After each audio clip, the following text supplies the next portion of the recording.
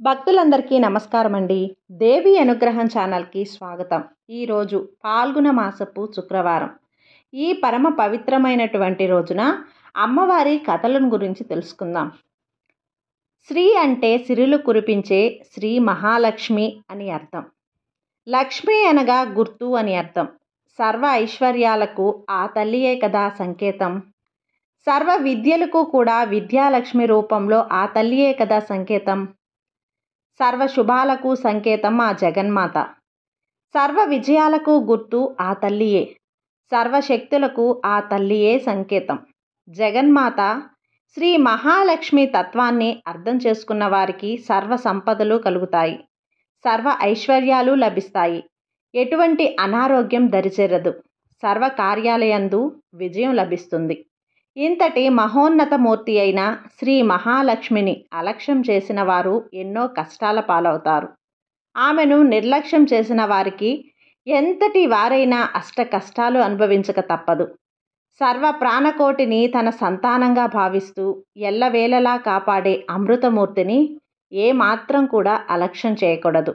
ఆమె పాలిట చిన్న అపచారం చేసిన అనేక కష్టాల పాలవుతారు. పూర్వకాలంలో కృష్ణాపురంలో రామయ్య, సుశీల అనే దంపతులు ఉండేవారు. రామయ్యది వ్యవసాయ కుటుంబం. 2 కొడుకులు, 2 కుమార్తెలు.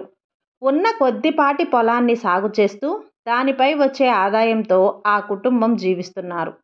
పిల్లల వయసు పెరుగుతున్న కొద్దీ ఇంటి ఖర్చులు పెరగసాగాయి. మగపిల్లలిద్దరూ కూడా పాఠశాలకు వెళ్ళేవారు. ఆడపిల్లలు చిన్నవారు. ఆదాయం పెరగకపోవటంతో ఇల్లు గడవటం కష్టంగా ఉండేది. అలాగని ఏదైనా వ్యాపారం చేసి మరికొంత సొమ్ము సంపాదించుకుందామంటే రామయ్యకు ఏ వ్యాపారమూ రాదు. వచ్చే ఆ కొద్దిపాటి సొమ్ముతో ఎలాగో అలాగా నెట్టుకు వస్తున్నాడు. సుశీల ప్రతి నిత్యం క్రమం తప్పకుండా శ్రీ మహాలక్ష్మి అష్టోత్తరాన్ని పఠించేది. అలాగే రామయ్య కూడా వీలున్నప్పుడల్లా ఆ ఊరిలోని లక్ష్మీనారాయణ ఆలయానికి వెళ్ళి స్వామి అమ్మవార్లను దర్శించి వచ్చేవారు. రోజులు ఇలా గడుస్తూ ఉండగా ఒకనాడు వారింటికి ఒక దూరపు బంధువు వచ్చారు. అతడు వీరింట ఒకరోజు ఉండి తిరిగి వెళుతూ రామయ్యతో ఇలా అన్నాడు. రామయ్య, నిన్ను చూస్తే నాకెంతో బాధ వేస్తుంది. ఈ గంపెడు సంసారాన్ని ఎలా నెట్టుకొస్తున్నావో కదా. ఇంకా ఈ పిల్లలు పెద్దవారై వారికి యుక్త వయసు వచ్చాక వారి వివాహాలు ఎలా చేయగలుగుతావు? నీవు ఆ శుభకార్యాలు ఎలా చేయగలుగుతావు? నీ సంపాదన చూస్తే చాలా తక్కువగా ఉంది. ఇల్లు గడవటమే కష్టంగా ఉంది. నీకొక విషయం చెప్తాను విను. మా ఊరి దగ్గర అష్టలక్ష్మి దేవాలయం ఉన్నది. అక్కడ శ్రీ మహాలక్ష్మి అష్టలక్ష్ములుగా వెలసి భక్తుల పూజలు అందుకుంటున్నది. ఆ తల్లి మహాన్వితమైనదిగా ప్రజలందరికీ నమ్మకం. మీ దంపతులిద్దరూ కూడా ఒక్కసారి ఆ ఊరు వెళ్ళి ఆ దేవాలయానికి వెళ్ళి అష్టలక్ష్ములను దర్శించండి. ఆ తల్లి అనుగ్రహంతో మీకు మంచి రోజులు వచ్చి జీవితం సుఖప్రదంగా గడుస్తుంది అని అన్నాడు. ఇది విని ఆ దంపతులు ఎంతో సంతోషించి త్వరలోనే తప్పక వస్తామని చెప్పారు. ఆ బంధువు వారి వద్ద సెలవు తీసుకుని ఊరు వెళ్ళిపోయాడు. ఆ మరునాడు ఉదయం లేవగానే ఆ దంపతులిద్దరూ కూడా స్నానం ఆచరించి పూజ గదిలో నుంచొని శ్రీ లక్ష్మీనారాయణులకు నమస్కరించారు. రామయ్య ఇలా అన్నాడు. స్వామి, శ్రీమన్నారాయణ ఆర్తజన రక్షకుడవు, ఆపద్బాంధుడవు. నిన్ను నమ్మిన వారిని రక్షించే అమృతమూర్తివి. మమ్మల్ని ఈ కష్టాల నుంచి బయటపడేసే భారం నీదే తండ్రి. శ్రీమన్నారాయణ, నీకివే మా నమస్కారాలు. ఓ మహాలక్ష్మి, జగన్మాత, మిక్కిలి దయతో కూడి ఉన్న నీ చూపులతో మమ్ము కరుణించు తల్లి. ఆశ్రయించిన వారిని ఎల్లవేళలా రక్షించే అమృతామూర్తివి నీవే తల్లి. దయచేసి మా కుటుంబాన్ని కరుణించి నీ అనుగ్రహాన్ని ప్రసాదించు తల్లి. వీలైనంత త్వరలోనే మా కుటుంబాన్ని నీ దర్శనం చేసుకుంటాం. ఓ జగన్మాత, నీకివే మా నమస్కారాలు అని ప్రార్థించి ఆ దంపతులిద్దరూ 11 రూపాయలు పసుపు గుడ్డలో ముడుపు కట్టి పెట్టారు. సమస్త చరాచర విశ్వమంతా కూడా శ్రీ మహాలక్ష్మి స్వరూపమే. కైలాసంలో రుద్రుని వద్ద పార్వతిగాను, స్వర్గంలో ఇంద్రుని వద్ద సచీదేవిగాను, సత్యలోకంలో బ్రహ్మదేవుని వద్ద సరస్వతిగాను, అగ్నిదేవుడికి స్వాహాదేవిగాను, నాగలోకంలో నాగలక్ష్మిగాను, రాజుల వద్ద రాజ్యలక్ష్మిగాను, ధనికుల ఇంట ధనలక్ష్మిగాను, గృహములలో గృహలక్ష్మిగాను ఉన్నది ఆ మహాలక్ష్మియే కదా. విద్య, వినయం, తేజస్సు, శక్తి అన్నీ కూడా ఆ మహాలక్ష్మి అనుగ్రహంతోనే వనగూరుతాయి. ఆ జగన్మాత ఎంతో దయాసముద్రురాలు. ఆమెను నమ్మి కొలిచిన వారికి సర్వ ఐశ్వర్యాలతో, సర్వ శుభాలతో అనుగ్రహిస్తుంది. మంచి ఆరోగ్యంతో ఉండటం కూడా ఐశ్వర్యమే. చక్కటి ఆరోగ్యాన్ని కూడా అనుగ్రహించేది ఆ శ్రీ మహాలక్ష్మియే. కొంతకాలానికి రామయ్య, సుశీల దంపతులు ముడుపు తీసుకొని అష్టలక్ష్మి దేవాలయం దర్శించడానికై బంధువులు వారి ఊరి బయలుదేరి వెళ్ళారు. ఊరు చేరేసరికి సాయంకాలం అయింది. రాత్రి బంధువుల ఇంట నిద్రించి ఉదయాన్నే నిత్యకృత్యాలు తీర్చుకొని అష్టలక్ష్మి దేవాలయానికి చేరుకున్నారు. సాక్షాత్తు శ్రీ మహాలక్ష్మికి నిలయమై ఉన్నందువలన ఆ ఆలయం ఎంతో సుందరంగా ఉంది. అద్భుతమైన ఆ దేవాలయ సౌందర్యం చూసి ఆ దంపతులిద్దరూ కూడా ఎంతో ఆనందపడ్డారు. అఖిలలోక సౌందర్యవతి, సుమనోహరి, శ్రీమన్నారాయణుల ప్రియసఖి అయి శ్రీ మహాలక్ష్మీదేవి అష్టలక్ష్ముల రూపంలో కొలువున్న ఆ దేవాలయంలో ఎంతో దివ్యమైన శోభను సంతరించుకోవటంతో ఆశ్చర్యమేముంది. శ్రీ లక్ష్మీనారాయణులను ప్రార్థిస్తూ ఆ దంపతులు ఆలయంలోకి ప్రవేశించారు. ఆ రోజు జగన్మాత జన్మ నక్షత్రం కూడా. అలా కావటం చేత ఆలయమంతా కూడా ఎంతో దివ్యంగా అలంకరించబడి ఉంది.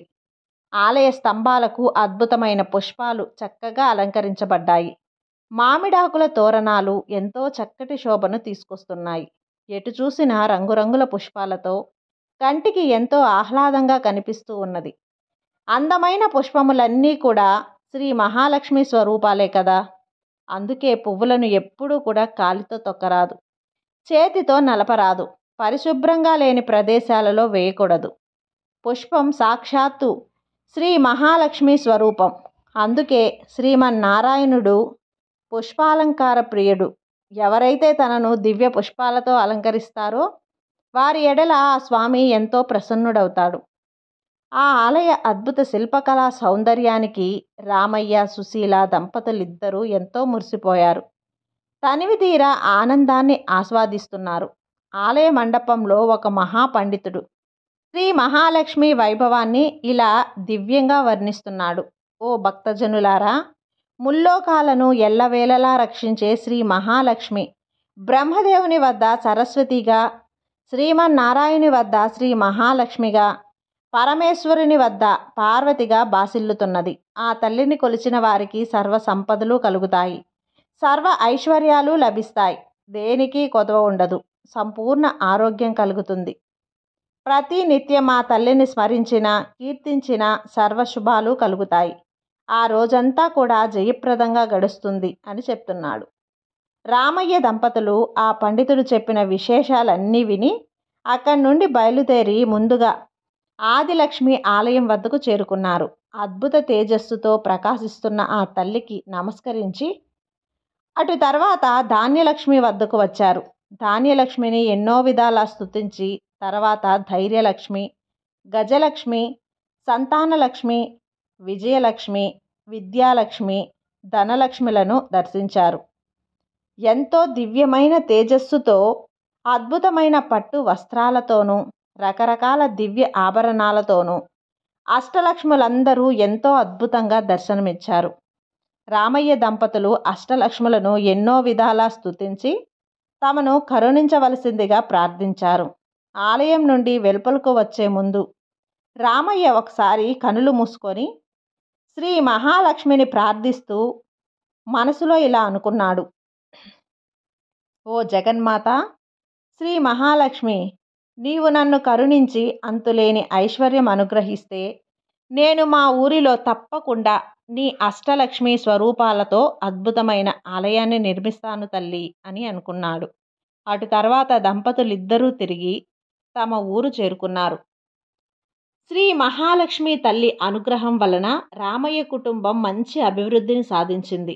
కుమారులిద్దరికీ కూడా మంచి చదువులు కలిగి ఉన్నత ఉద్యోగాలు లభించాయి. కుమార్తెలకు మంచి వరుణులతో వివాహం జరిగాయి. స్నేహితులు కొంతమంది సహాయం చేయగా రామయ్య 2-3 వ్యాపారాలు ప్రారంభించాడు. ఆ మహాలక్ష్మి తల్లి అనుగ్రహం వలన ఆ వ్యాపారాలన్నీ ఎంతో అభివృద్ధి చెందాయి. ఎన్నో లాభాలు ప్రజలు చెప్పుకునే విధంగా వచ్చాయి. చుట్టుపక్కల గ్రామాలలో రామయ్య అంతటి ధనవంతుడు లేరని అనుకుంటున్నారు. ఇంత సంపద రావటంతో తాను ఆ రోజున శ్రీ అష్టలక్ష్మి దేవాలయం కట్టిస్తానని ఆ జగన్మాతకు ఇచ్చిన మాట మరిచాడు. ధన సంపాదనలో పడి భగవంతుణ్ణి స్మరించడం కూడా మరిచాడు. తమకిచ్చిన మాట తప్పినందుకు అష్టలక్ష్ములకు ఆగ్రహం కలిగింది. అంతే, ఎంతో వెలిగిపోతున్న ఆ కుటుంబంలో ఎన్నో సమస్యలు రాసాగాయి. ఆదిలక్ష్మి అనుగ్రహం కోల్పోవటంతోనే రామయ్యకు వ్యాపారం మీద పట్టు సడలింది. తన సరుకు అమ్ముడుపోవటం కష్టంగా మారింది. తాను ఎంత నాణ్యమైన సరుకు విక్రమించినా కొనేవారు లేక వ్యాపారంలో నష్టం రావటం మొదలైంది. వ్యాపారులు ఇలా ఉండగా ధాన్యలక్ష్మి అనుగ్రహం కోల్పోవటంతో పంట సరిగ్గా రాలేదు. అకాల వర్షాలు వచ్చి అంతా నీటిలో కొట్టుకుపోయింది. అటు వ్యాపారం సరిగ్గా లేక ఇటు పంట కూడా చేతికి రాక రామయ్య నానా కష్టాలు పడసాగాడు. ఇది ఇలా ఉండగా ధైర్యలక్ష్మి కూడా ఆగ్రహించడం చేత తనలో ఇన్ని రోజుల నుండి ఉన్న ధైర్యం కూడా సన్నగిల్లింది. వ్యాపారం దెబ్బతిన్నప్పటికీ, పంట కోల్పోయినప్పటికీ మరలా వచ్చే సంవత్సరం పుంజుకోవచ్చని అనుకున్నాడు. కానీ ఎప్పుడైతే ధైర్యలక్ష్మి కూడా ఆగ్రహించిందో రామయ్య ధైర్యం మొత్తం కోల్పోయాడు. ఏ పని చెయ్యకపోయాడు.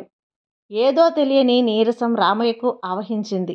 కొన్ని రోజులకు గజలక్ష్మికి కూడా రామయ్యపై ఆగ్రహం కలిగింది. అక్కడతో రామయ్య అప్పుల పాలయ్యాడు.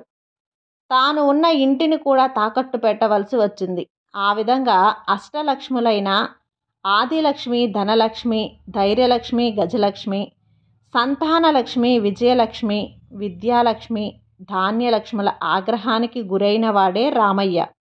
అనేక కష్టాలు పడ్డాడు. చివరికి ఒకనాడు ఇల్లు కూడా అప్పులవారి పరమై ఒక అద్దె ఇంట్లో నివసించసాగాడు.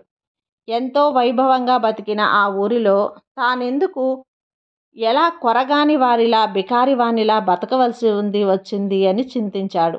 ఇదంతా తన పూర్వజన్మ కర్మఫలం అని తలచాడు. అంతే తప్ప తాను అష్టలక్ష్ములకు ఇచ్చిన మాట నిలబెట్టుకోనందున వలనే అని జరిగింది అని గ్రహించలేకపోయాడు. కాలం ఇలా గడుస్తూ ఉండగా ఒకసారి ఆ ఊరికి ఒక సాధువు వచ్చాడు. అతడు ఎంతో మహిమ గలవాడని, ఎవరి జాతకమైనా ఎంతో నిక్కచ్చిగా చెప్పగలవాడని ఊరంతా చెప్పుకుంటున్నారు. ఆ మాట విన్న రామయ్య దంపతులు ఒకనాడు ఆ సాధువు వద్దకు వెళ్ళి తమ పరిస్థితిని విన్నవించారు.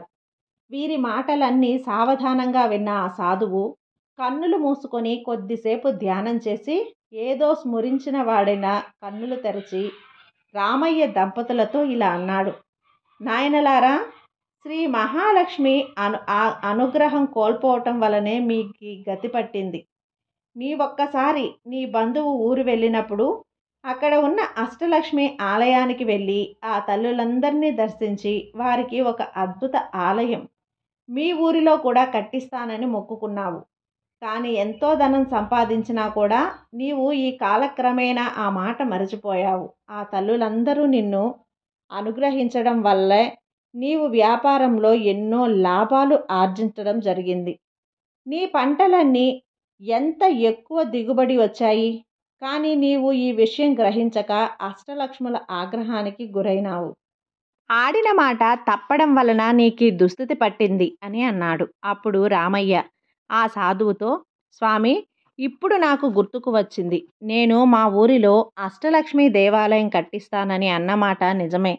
కానీ నాకు ఐశ్వర్యం కలగగానే కానరాని అహంకారంతో పడి ఆ తల్లులకు ఇచ్చిన మాట మరిచాను. ఇప్పుడు ఉన్న పరిస్థితిలో ఎలా తీర్చగలను? ఈ పరిస్థితి నుంచి బయటపడితేనే ఈసారి తప్పక నెరవేరుస్తాను. ఈ దుర్భర కష్టాల నుంచి బయటపడే ఉపాయం చెప్పి మమ్మల్ని అనుగ్రహించవలసిందిగా అని ప్రార్థించాడు. అప్పుడు ఆ సాధువు వారితో ఇలా అన్నాడు. ఓ దంపతులారా, మీరు దేవాలయానికి వెళ్ళి అక్కడే 11 రోజులు నిద్రించి రోజు ఉదయాన్నే ఆలయ ఆవరణమంతా మీ చేతులతో శుభ్రం చేసి ఆ అష్టలక్ష్ములను సేవించండి. అప్పుడు మీకు ఆ తల్లుల అనుగ్రహం కలిగి తిరిగి పూర్వ వైభవం మీకు కలుగుతుంది అని అన్నాడు. ఆ మాటలు విన్న రామయ్య దంపతులు అలాగే చేస్తామని చెప్పి సాధువుకు నమస్కరించి అతని వద్ద సెలవు తీసుకొని తమ ఇంటికి బయలుదేరారు. రామయ్య దంపతులిద్దరూ మరునాడే బయలుదేరి ఆ ఊరి వెళ్ళి అక్కడ ఆలయం ఉన్న ధర్మసత్రంలో బస చేశారు. ఆ ధర్మసత్రంలోనే 11 రోజులు ఉండి రోజూ ఉదయాన్నే లేచి త్వరగా కాలకృత్యాలు తీర్చుకొని ఆలయ ప్రాంగణమంతా చీపురు తీసుకొని శుభ్రంగా ఊడ్చేవారు. అటు తర్వాత నీళ్లు చల్లి సుశీల మంచి ముగ్గులు పెట్టేది. ఈ విధంగా అష్టలక్ష్ములను 11 రోజులు సేవించిన వారవడం చేత తిరిగి అమ్మవారి అనుగ్రహం పొందారు. అటు తర్వాత తమ ఊరు వచ్చారు. ఆ మరునాడే ఎప్పుడో దేశాంతరాలు వెళ్ళిన ఒక పాత స్నేహితుడు కలిసి రామయ్య దీన పరిస్థితిని తెలుసుకొని ఎంతో బాధపడి తిరిగి ఏదైనా వ్యాపారం ప్రారంభించవలసిందిగా కొంత సొమ్ము ఇచ్చాడు. ఇది శ్రీ మహాలక్ష్మి అనుగ్రహం తప్ప మరొకటి కాదని ఆ దంపతులు తలచారు.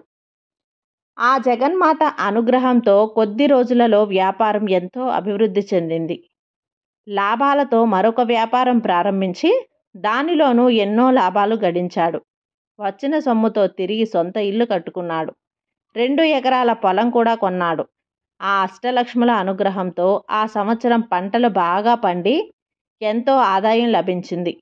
2 సంవత్సరాలలో పోగొట్టుకున్న దానికంటే ఎక్కువ సంపాదించాడు. ఇక ఏమాత్రం ఆలస్యం చేయకూడదని తలచి పండితులను పిలిపించి శ్రీ అష్టలక్ష్మి ఆలయం శంకుస్థాపనకై శుభముహూర్తం నిశ్చయించాడు. శ్రీ మహాలక్ష్మి అనుగ్రహంతో ఆలయం కొద్ది కాలంలోనే ఎంతో అద్భుతంగా నిర్మితమైంది. చుట్టుపక్కల ఉన్న ఊళ్ళలో ఎంత దివ్యమైన ఆలయం ఎక్కడా లేదనే పేరు వచ్చింది. రోజు ఎందరో భక్తులు వచ్చి అష్టలక్ష్ములను దర్శించి ఆనందపడి వెళ్ళేవారు. రామయ్య దంపతులు బతికినంతకాలం సుఖంగా జీవించి చివరన ముక్తిని పొందారు. శ్రీ మహాలక్ష్మిని నమ్మి కొలిచిన వారికి ఎటువంటి కష్టాలు దరిచేరవు, సర్వ సౌభాగ్యాలు కలుగుతాయి. ఓ జగన్మాత, ఓ శ్రీ మహాలక్ష్మి, ఓ జగజ్జనని, మేము చేసే పాపాలను క్షమించి మమ్మల్ని అనుగ్రహించి తల్లి, సర్వమంగళ మనోహరిణి అయి నీకు జయము గలుగుగాక. పద్మజుడైన బ్రహ్మదేవునిచే కీర్తింపబడుచూ ఉండే ఓ పద్మాలయ, నీకు జయముగాక. నిన్ను నమ్మి కొలిచిన వారికి సమస్త సంపదలను సమృద్ధిగా గ్రహించే ఓ శ్రీదేవి, నీకు జయముగాక. 1000 విధాలుగా 1000 వెలుగులతో పద్మపీఠంపై సుమనోహరంగా అలరారుతున్న ఓ పద్మావతి, నీకు జయముగాక. సర్వశుభ లక్షణాలతో శ్రీమన్నారాయణ్ణి దివ్య హృదయంలో వెలుగొందుతున్న శ్రీ మహాలక్ష్మి, నీకివే మా నమస్కారాలు. భద్ర అని పిలువబడుతున్న భృగు పుత్రికవై శ్రీ మహాలక్ష్మి, నీకివే మా ప్రణామములు. నిత్య అని పిలువబడుతున్న నిర్మల జ్ఞాన వైద్యురాలైన ఓ జగన్మాత, నీకివే మా నమస్కారాలు. అమ్మా జగన్మాత, ఆ శ్రీమన్నారాయణుని హృదయంలో నీవు కొలువై ఉన్నావు. నీ హృదయంలో జగన్నాథుడైన ఆ స్వామి కొలువై ఉన్నాడు. మీరిద్దరూ కలిసి నా హృదయంలో కొలువై ఉన్నే నన్ను అనుగ్రహించండి. మీరిరువురికి నా నమస్కారాలు తల్లి. ఓ జగన్మాత, శ్రీ మహాలక్ష్మి, నీవు సాక్షాత్తు బ్రహ్మను కన్న తల్లివి, మన్మధుణ్ణి కన్న తల్లివి కూడా నీవే. అంతేకాదు దేవతలను కన్న తల్లివి కూడా నీవే. సర్వ కోర్కెలను నెరవేర్చే కామధేనువు, కల్పవృక్షము మీ తోబుట్టువులే కదా తల్లి. ఈ విశ్వానికి అంతటికీ తన చల్లని కిరణాలతో సేద తీర్చే చంద్రుడు నీ సోదరుడే కదా తల్లి. నీ విభుడు పాల సముద్రంలో శేషసాయిగా ఉంటాడు. నీకివే సముద్రరాజుకు గారాల పట్టివి. ఓ జగన్మాత, నీకివే మా నమస్కారాలు. శ్రీమన్నారాయణ, నీకివే నా ప్రణామములు. జగత్ కళ్యాణ కారకులైన మీరిద్దరూ నన్ను అనుగ్రహించి మీ దయకు నన్ను పాత్రులను చేయవలసిందిగా నా ప్రార్థన. ఈ విధంగా శ్రీ మహాలక్ష్మీదేవిని ఎన్నో విధాలుగా స్తుతించి అమ్మవారి అనుగ్రహాన్ని పొంది ప్రతి ఒక్కరూ కూడా సుఖశాంతులతో, ఏ కష్టం లేకుండా సర్వ సౌభాగ్యాలతో సుఖ సంతోషాలతో వర్ధిల్లాలి అని చెప్పి మనస్ఫూర్తిగా కోరుకుంటూ ఈ వీడియోని ఇంతటితో ముగిస్తున్నానండి. ఈ కథ మీకు నచ్చినట్లయితే లైక్ చేసి సబ్స్క్రైబ్ చేయండి ఫ్రెండ్స్. మరికొంతమంది భక్తులకు షేర్ చేయండి. సర్వే జన సుఖినో భవంతు.